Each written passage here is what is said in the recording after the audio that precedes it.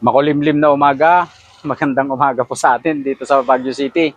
Ito, may bago tayong dating na Adventure 2012 model. So, uunahin ko na po yung presyo kasi ang dami pong nagtatanong sa mga presyo eh. Ito ay nagkakahalaga po siya ng 385,000 guys. Bali, pwede siyang cash, pwede pong financing. So ito, samahan nyo po ako, i-demo po natin itong ating Adventure.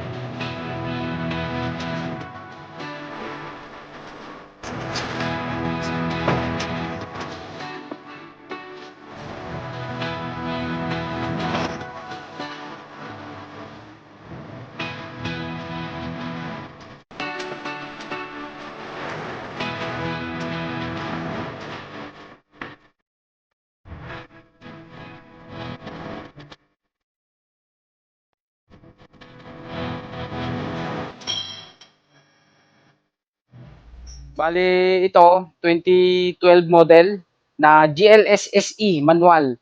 7-seater po ito guys. So ito, papasilip po namin sa inyo yung kanyang buong harapan. Urig-urig po itong ating bagong dating na Adventure. Napakasariwa po nito, latang-lata. Wala po siyang retouch pero may mga konting hairline. Siyempre yung model po ng sasakyan, talagang hindi po natin may iwasan. Pero wala pa pong nare-retouch sa portion ng body ng sasakyan. Urig na urig po siya. Tapos itong kanyang salamin, naka-conduction sticker pa po siya. Yan. So all original po itong ating bagong dating na Adventure. Ito ay papasilip po itong ating gulong. Bali yung kanyang apat na gulong is Goodyear. Nakamags na po siya. Yan. Nasa 85% po yung kanyang gulong, apat hanggang sa reserba. Yan. Ito, yung kanyang headlight. Napakalinaw.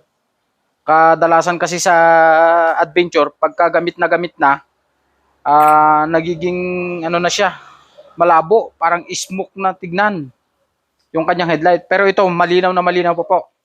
Yan. Tapos yung kanyang plaka, unat na unat. Yan po, oh. Buong buo. Walang indication po ng bangga o sagi. Tapos yung itong kanyang grills, buong buo. Yung kanyang emblem, buong buo. Wala pong nagagalaw dyan. Itong kanyang side, unat na unat. Latang-lata po. All original. Tapos naka-stepboard na rin po siya. Yan.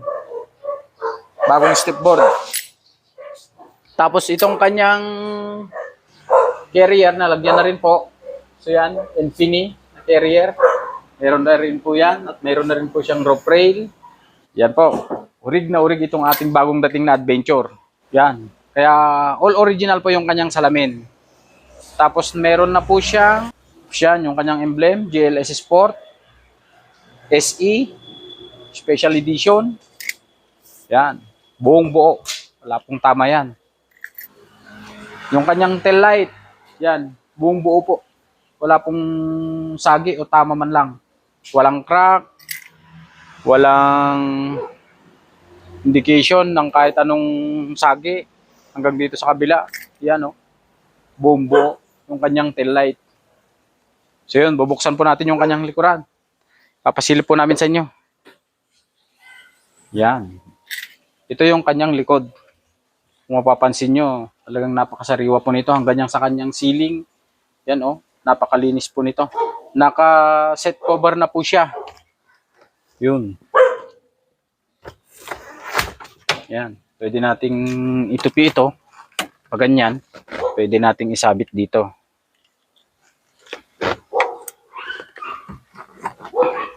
Kulang sa adjust. Yung kanyang sabitan yan. Ito yung kabila. Yan o. Iupin natin. Tapos itupin ganyan. Yan. So bali 7-seater po ito. Pwede siyang pampamilya, pwede pong pang negosyo. Kasi itong adventure, kahit saan ka pumunta, maraming piyesa po itong ating Mitsubishi. Saka mura lang ang piyesa ng Mitsubishi Adventure. So ito oh, tignan nyo naman itong kanyang mga mating. Itong kanyang mga cover oh, sariwang sariwa, wala pa siyang puni, buong buo, dito sa likod. Yan, all stock, all orig po siya. So ipapasilip din natin itong kanyang gitna. Yan. Ito po yung kanyang second row na upuan. Sariwang sariwa po, nakasit cover na rin po siya. Yan oh. Wala pa pong linis yan. Marumi. Pero makikita po natin na talagang sariwa po itong ating adventure. Yan oh, hanggang dito sa mga sidings niya. Yan oh, buong buo. Talagang napakasariwa po. Yan, function po lahat po ito. Yung kanyang mga power window. Ipapasilip ko po. Dito po sa kanyang harapan oh. Yan. Buong buo yung kanyang mga sidings. Hanggang sa dashboard. Talagang buong buo. Tapos itong head unit na 10 inches. Napalitan na po. Hindi po ganyan ang stock. Yan. Yan oh. Sariwang sariwa.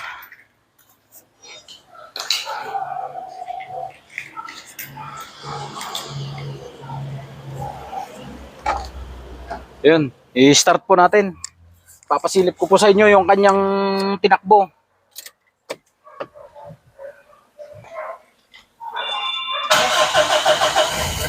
Yan.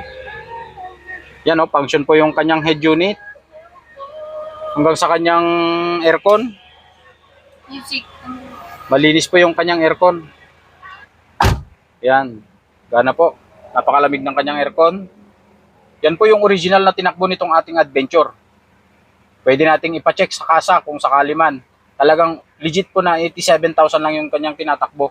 Kaya wala po siyang nagagalaw sa makina. Ayan o. So ito yung kanyang control sa bintana. Yan, gumagana. Hanggang sa kabila. Yan, function po. Pati sa likod, yan, gumagana rin po yan. Hanggang dito sa kabila. Yan o. Gana po lahat yan. Yung kanyang headlight. Yan, gumagana po. Yun o. Yun. Yung kanyang wiper. Yan, gumagana po. Tapos mayroon na rin po siyang dashcam. Yan po. Function po yung kanyang dashcam. At ito po ang kanyang side mirror. Yan, gumagana po yan. Oh. Taas, baba. Hinging sa kabila po. Yan, gumagana po. Oh. Taas, baba. Yan po. Ito po yung control ng kanyang side mirror. Gumagana po yan. So ito, napakalamig ng kanyang aircon. So yan, ipapasilip din natin yung kanyang makina habang umaandar. Yan, nakaandar po yan.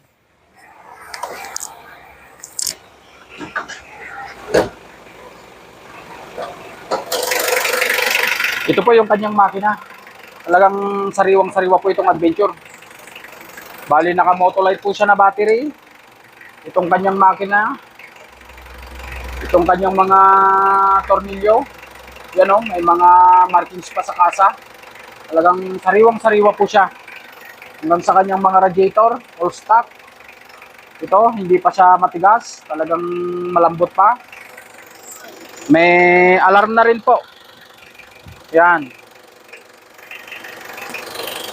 Yan oh, talagang all stock itong ating Adventure. Yung kanyang aircon, malamig, naka-Motolite na battery. Tapos dito sa kanyang mga sidings, wala siyang indication ng bangga. Buong buo po itong ating Adventure. Yun, napakaganda po nitong ating sasakyan. Bali 2012 model po ito na GLS SE. So, yun. So, sa mga naghahanap po dyan ng ganitong sasakyan, bali 7-seater po ito guys.